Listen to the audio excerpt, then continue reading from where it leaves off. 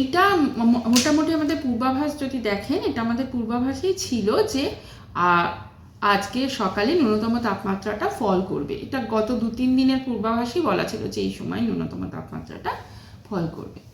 এবং কালকে আমাদের যে ন্যূনতম তাপমাত্রার দাওয়া ছিল তাতেও বলা ছিল যে 14 ডিগ্রি ন্যূনতম তাপমাত্রা আজ সকালে থাকবে। তো সেই মতোই পূর্বাভাস মতোই আজকে আমাদের 14.4 ডিগ্রি সেলসিয়াস ন্যূনতম তাপমাত্রা এসেছে।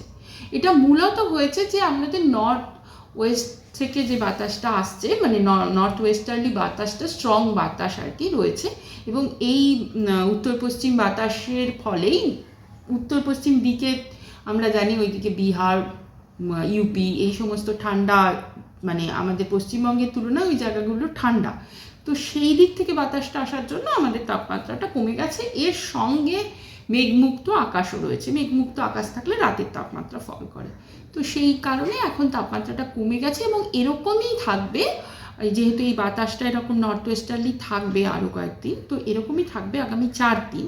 তারপরে আবার তাপমাত্রাটা 2 থেকে 3 ডিগ্রি বা 2 ডিগ্রি মোটামুটিভাবে 2 ডিগ্রির কাছাকাছি আবার বৃদ্ধি পাবে তার পরবর্তী 3 দিনে।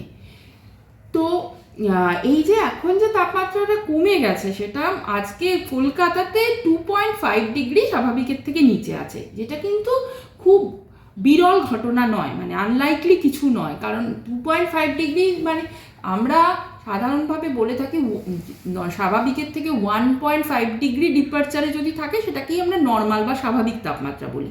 যদি 1.5 ডিগ্রি থেকে 3 ডিগ্রির মধ্যে ডিপারচারটা হয় তখন আমরা বলি বিলো নর্মাল বা অ্যাবভ নর্মাল।